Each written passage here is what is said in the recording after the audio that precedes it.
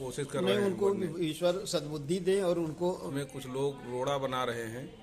तो अब रोड़ा बनाने से अच्छा है कि देखो ब्रेड पकोड़ा बनावे, वो ज्यादा दिक्कत है। और ब्रेड पकोड़ा ना बना पावे तो कम से कम ये जलेबी बनावे, वो खाने में स्वादिष्ट भी लगता है। अब मामला कहीं और का नहीं, बाराबंकी जिले के महादेवा का है। अब बताओ भैया, काशी विश्वनाथ जैसा कायाकल्प के लिए लोदेश्वर महादेव की कार्य योजना को अंतिम रूप दिया जा रहा है। प्रस्तावित किए गए कुछ भैया प्रतिचित्र भी सामने आए, अतना भौकारी नजारा दिखाई देगा। अब बताओ भैया, प्रतिचित्रों के भैया मुताबिक कार्य योजना तभी मंजूर की जाएगी, शासन को तभी भेजा जाएगा जब मंदिर परिसर में भैया जो आसपास के लोग नहीं है, जिनकी निजी जमीनें हैं, वो बाकायदा कानूनी अड़चन नहीं डालेंगे। और महंत बीपी दास बाबा जी जो जमीन खरीदी ना है भैया, उनका तो योगदान भी कर रहे हैं। अब डीएम साहब तो भैया पूरी मेहनत कर रहे हैं, सत्येंद्र कुमार जी। और यहाँ तक कि बाराबंकी जिले के राज्य मंत्री सतीश शर्मा जी तो मुख्यमंत्री जी लगे पहुंच गए। और 2 चरणों में भैया कॉरिडोर का निर्माण अब शुरू होने की बात भी कही जा रही है। तो बाराबंकी जिले के भैया लोदेश्वर महादेव का देखा तो भव्य रूप दिया जा रहा है और काशी विश्वनाथ जैसा कायाकल्प होगा। हिम्मत जो रोड़ा बन रहे हैं उनके लिए बाबा जी का बोल रहे हैं, यहू सुन लो भैया। यूं तो कह रहे कि सब अवैध कब्जा हम सब जानी थन, ज्यादा हो तो घसीट ले जब सबका हाई कोर्ट तक छोड़ा थोड़ी ना।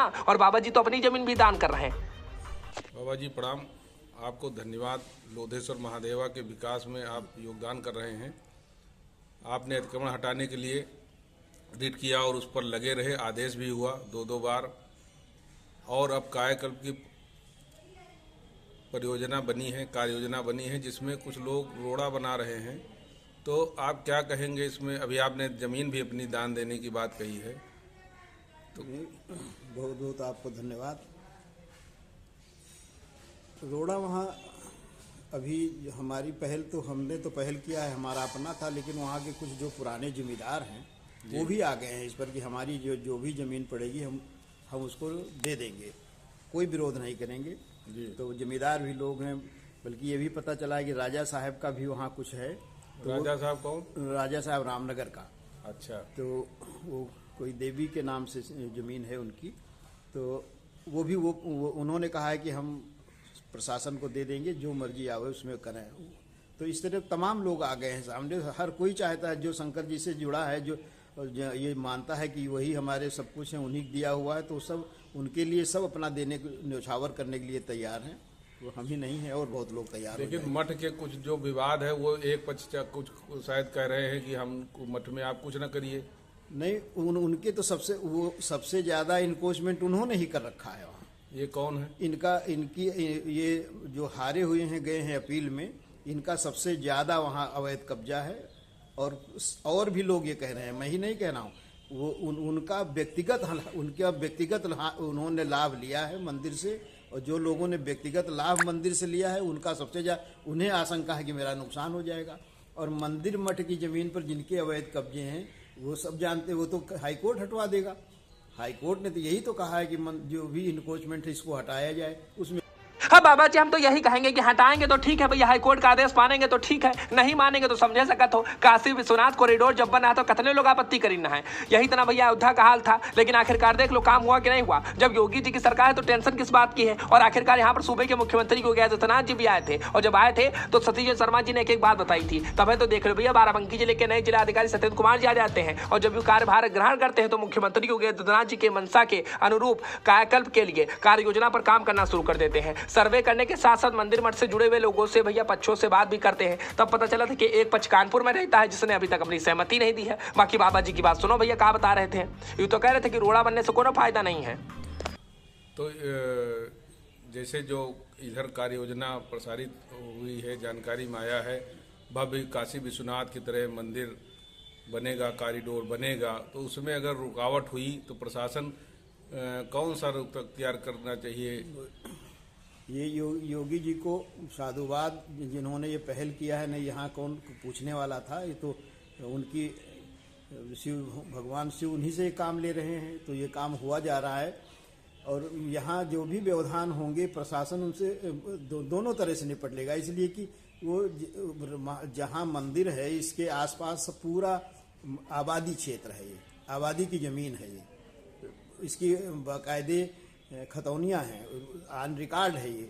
तो वहाँ किसी का अपना कुछ है ये नहीं है, वो तो जबरिया लोगों ने कब्जा कर का दावा कैसे लोग कर रहे हैं कि हमारा है, इसमें नहीं, कब्जा उनके अवैध कब्जे हैं, अवैध कब्जे के दम पर कह रहे हैं कि हमारा है। कागज पे उनका कुछ है ही नहीं है, कागज किसी के पास कोई नहीं है।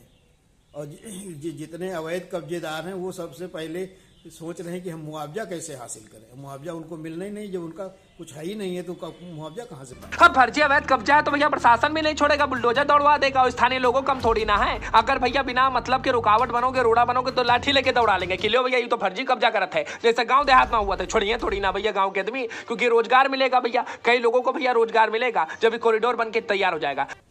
ये उनकी बेचैनी है, जो अवैध कब्जे जिन लोगों ने कर रखे हैं उनको बेचैनी है। ये अगर कॉरिडोर बन गया, शिव जी का मंदिर अगर सज संवर गया तो उनके कब्जे हट जाएंगे, उनका व्यक्तिगत नुकसान है, वो सार्वजनिक लाभ से नहीं। उनका पूरे क्षेत्र का, पूरे जिले का विकास होगा। लाखों लोग अभी भी आते हैं और लोग देखने आएंगे। क्षेत्र के हजारों लोगों को रोजी मिलेगी वहाँ, इतनी बृहद कार्य योजना है। अब देखो भैया, जैसे काशी विश्वनाथ में लोगों का फायदा हो रहा, जैसे भैया केदारनाथ में लोगों का फायदा हुआ था, जैसे लोग वैष्णो देवी जाते तो वैसे लोगों का फायदा हुआ था, वैसे बाराबंकी जिले में भी फायदा होगा। और मंदिर एक ऐसी जगह है भैया जहां पर अगर कोई भीखों मांगे चलावत है तो खाली हाथ नहीं जाता है, उसका पेट भर जाता है। तो यह मानो भैया गरीब से लेकर के अच्छे खासे आदमी लोगों का भला होगा, और ये सच्चाई है। बाकी कब्जा करे वाले में कैसे लोग हैं, तनिक उन्होंने नाम सुन लो भैया। बतावा जा रहा है कि कोनो सत्ता दल का नेता वो भैया पूरा संरक्षण दिए कि कब्जा करे रहो तुम, तनिक सुनो। जो वहाँ अवैध कब्जेदार हैं बड़े बाहुबली हैं, उनको सत्ता दल के एक नेता का भी संरक्षण प्राप्त बताया गया था, और अच्छा पैसा उन लोगों ने लिया। भगवान शिव के शिवार्चन वाले तालाब पर जिसने कई मंजिल बिल्डिंग बना ली है वो भी तस्कर है। उसके दो भतीजे बहराइच में करीब 1.5 करोड़ रुपए की मार्फिन, 1.5 करोड़ से ज़्यादा कीमत मार्फिन पकड़ी गई है। वो जेल में बंद है इसके भतीजे वहाँ। और इन तस्करों से वहाँ के छोटे भैया नेताओं का भी अच्छा संपर्क है। अच्छा सा पैसा लेके उनको सपोर्ट किया गया है। भगवान शिव की जमीन पे, उनकी जलाहरी पर 2 अवैध कब्जे एक रियाज नामक गुंडा ने किया है। उनका पानी भर गया था जहाँ शंकर जी के 15 दिनों तक उस मंदिर की यह दुर्दशा रही कि भगवान शिव नाली के पानी में उनको वास करना पड़ा, उनका रागभोग नहीं हुआ। तभी तो योगी जी आए। योगी जी जब आ गए, योगी जी को उन्होंने खुद शिव भगवान ने बुलाया कि आके देख लीजिए, हम तो तुम्हारे इष्ट हैं, मेरी ये दुर्दशा है, तुम हमारे मुख्यमंत्री बने हो हमारे प्रदेश के, मुझको। अब बाबा जी तो भैया भूख हड़ताल पर बैठ गए थे, उपवास किए थे, ये भी भैया शांत थोड़ी ना बैठने वाले थे। और तब जाकर के हाई कोर्ट का दरवाजा इन्होंने खटखटाया था। और यही ने भैया कुछ समय पहले तो अखबार में भी खबर छपी थी, लोदेश्वर महादेव के कायाकल्प के संबंध में जिलाधिकारी ने कहा था कि कार्रवाई की जा रही है। उच्च न्यायालय के आदेश पर रिसीवर की व्यवस्था है, और यही के साथ ही साथ भैया कायाकल्प का प्रस्ताव उच्च न्यायालय में रिसीवर के सहयोग से याचिका के जरिए रखा जाएगा, ताकि भैया किसी तरह की कानूनी अड़चन ना हो। और भैया संबंधित पक्षों की बात भी की गई है। अब जिलाधिकारी भी लगे हुए हैं भैया, और यहाँ तक कि राज्य मंत्री सतीश चंद्र शर्मा जी भी लगे हुए हैं। बाबा जी भी कह रहे हैं, तो जो कोई भैया अवैध अतिक्रमण कर रखा कोई मतलब नहीं है उनका। बाकी बाबा जी की बात सुनो, बेचारे भैया उपवास पर बैठे थे, तब जाकर के हाई कोर्ट गए थे। ये मुझको प्रदर्शन करना पड़ा, हड़ताल करनी पड़ी, 1 दिन का उपवास किया, तब हाई कोर्ट में गया। हाई कोर्ट ने तो बहुत अच्छा जजमेंट किया है कि वहाँ पर ये तथाकथित महंतों के इन लोगों ने जमीनें बेच ली हैं, और मुसलमानों के हाथ जमीनें बेची है, और लोगों ने घर बना लिया है। 105 नंबर गाटा संख्या है, महंत के नाम जमीन दर्ज है, और उस पर कई गैर हिंदुओं ने अपने घर बना लिए। चलिए, इनका सबका तो सफाया होना है। ये कोई नहीं करेगा तो हाई कोर्ट तो कर ही रहा है, वो तो कराएगा ही इनसे। अब जैसे भैया पीछे सीटी नहीं बज रही थी, वैसे बहुत कायदे से अवैध अतिक्रमण करने वालों के खिलाफ सीटी बजेगी। ऐसी सीटी के भैया फुर हो जाएंगे। बताओ, तस्कर भैया कब्जा कर रखे, ऐसी स्थिति है। बाबा जी बता रहे थे। बाकी यूं तो यही कह रहे हैं कि देखो, हम तो भगवान से यही कहेंगे कि इनका सद्बुद्धि आवे, तनिक अक्ल दिए भगवान इनके, तो इनके दिमाग खुले। तनिक सुनो बाबा जी क्या कह रहे थे। ऐसे लोगों के लिए क्या कहना चाहेंगे, बिना नाम लिए, जो लोग रोड़ा बनाने की कोशिश कर रहे हैं? उनको ईश्वर सद्बुद्धि दे, और उनको ये भी चाहिए कि शिव जी के ही नाम पर उनको अब तक रोजी रोटी उनकी चली है, तो उनके लिए उन्हें कुछ दान करना चाहिए, आगे आना चाहिए।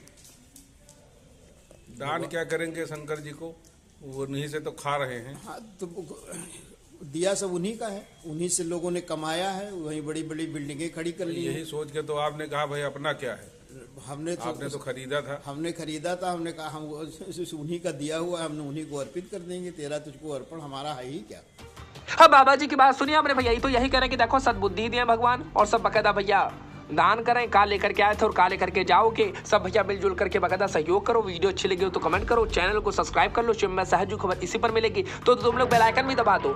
और वैसे भैया हमारा नाम भी भोलेनाथ पर है, शिवम भैया, तो चैनल को सब्सक्राइब करना बिल्कुल मत भूलना। हर हर महादेव।